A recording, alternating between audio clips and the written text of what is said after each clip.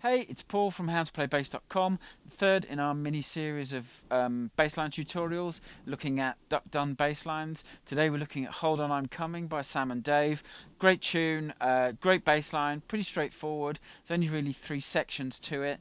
If you're ever playing this live with a band, once you get beyond the bridge section, which is the last section we look at in the lesson, you could start throwing in some rhythmic variations and goosing the rhythm a little bit and driving the tune a bit more. But the basic sections that I teach in the lesson will enable you to get through the song, play along with the record. Always a great thing to do. Billy Sheehan, in one of his bass DVDs, says that he still regularly plays along with tunes from his CD collection or his record collection, I think he says. I don't know whether he still uses vinyl or not. So do play along with the record as well. As I say, it's pretty straightforward, only 3 sections. Before we go and look at the first section, which is the intro and also doubles as the chorus figure, if you're not a member of my free monthly e-zine, click on the link underneath the video. If you're watching on YouTube, head over to my website, find the subscribe button, go and subscribe. You get a free series of 4 PDF and video tutorials on various bass lines as a thank you for subscribing, and there's a monthly e-zine where we look at a bass line every month. All that content is exclusive to subscribers, so it's definitely worth doing. So go and do that, and then let's jump into the lesson and let's go and look at that intro figure. The basic intro stroke chorus figure, very simple 4-bar figure. Play it with the metronome slowed down and we'll talk through the notes. 2, 3, 4.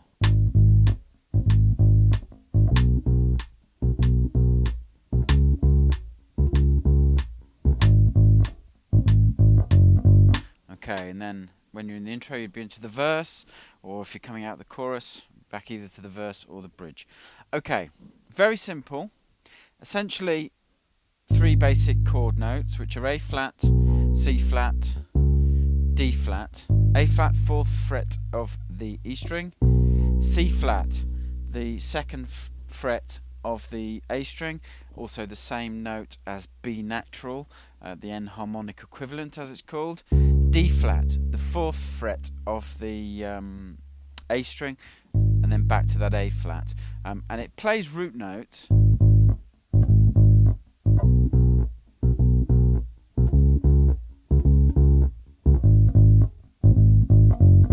Apart from right at the end of the pattern where you've got, you go from A flat down to G flat and G natural, to lead you back to the A flat, which is the first note of the verse 2.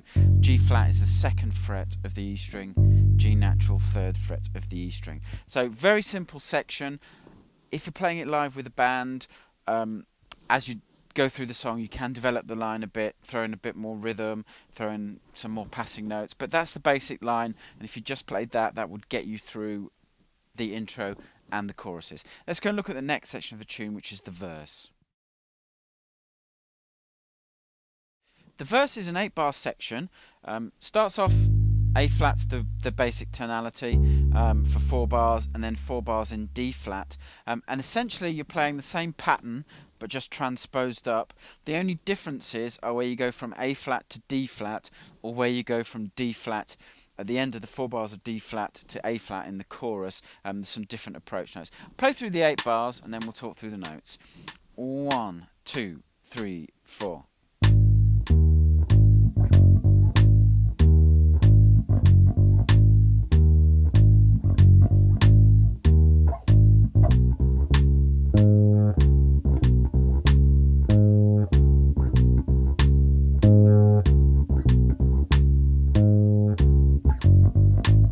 Into the chorus.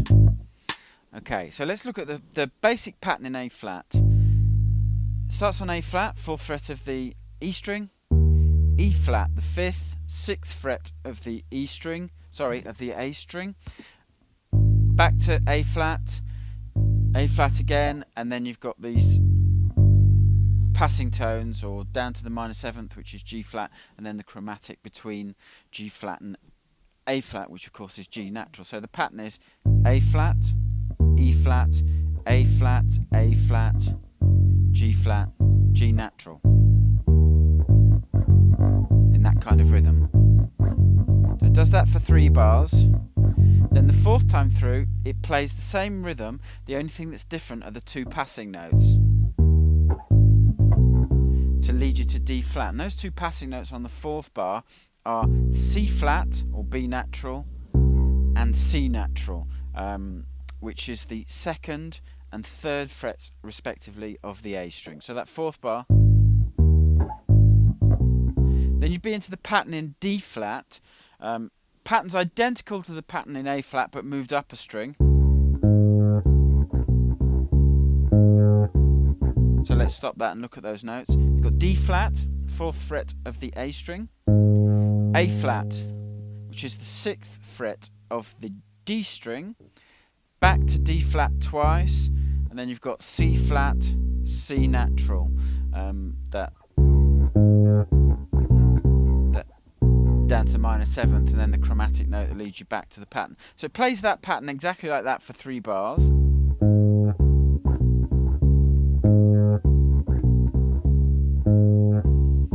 And then the fourth time through, it plays a variation. And you've got those two, again, you've got those two low chromatic notes or approach notes to the A flat. You've got G flat and G natural. So that fourth bar, D flat, high A flat, 2 D flats, and then down to G flat, G natural, and then you'd be into the chorus,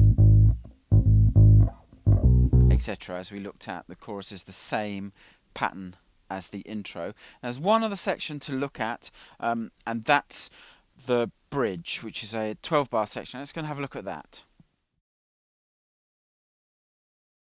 The bridge is an 8-bar section, but immediately after the bridge there's a 4-bar, almost like a tag, where there's a little guitar riff and some horns that swell in the background that lead us back to the verse. Seems to be a common thing in Stax tunes that you find for a bit of musical variety in most of the tunes. I'll play through this 12 bars in entirety, then we'll walk through them bar by bar.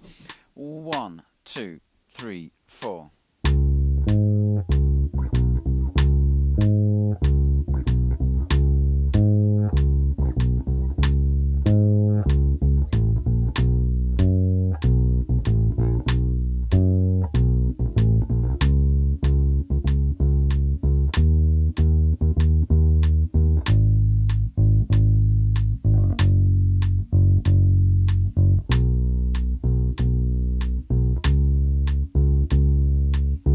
Okay, and then you'd be moving on with the tune. Okay, let's look at those bars. Now, the first starts out in basic tonality D flat. The first 3 bars of that section are identical to what you learnt in the verse section,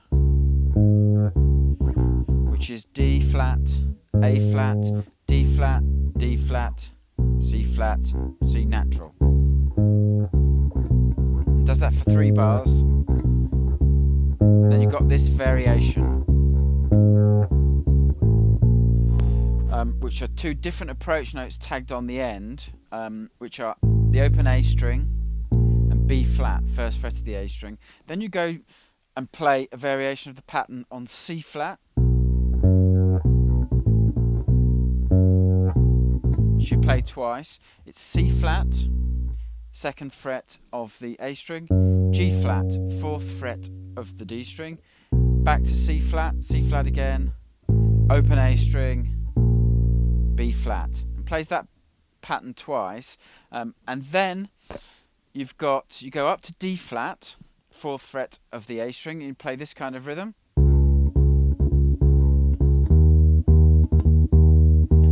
and you play that rhythm again, duplicate that rhythm, but move up to E flat, which is the 6th fret of the A string, and then you're into the final 4 bars, which are this guitar riff with the swelling horns that I talked about. Very simple, very basic rhythm.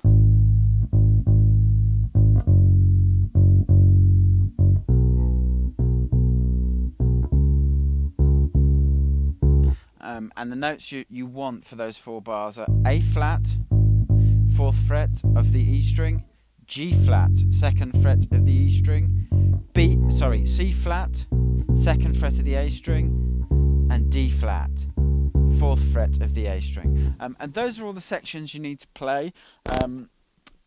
as the song, if you're playing this live, you could, once you get beyond this section, start adding some variations and some extra drive into the tune. If you listen to the original, you'll hear that in the chorus progression, Duck Dunn starts using a much more solid eighth note rhythm to really drive the tune out to the outro.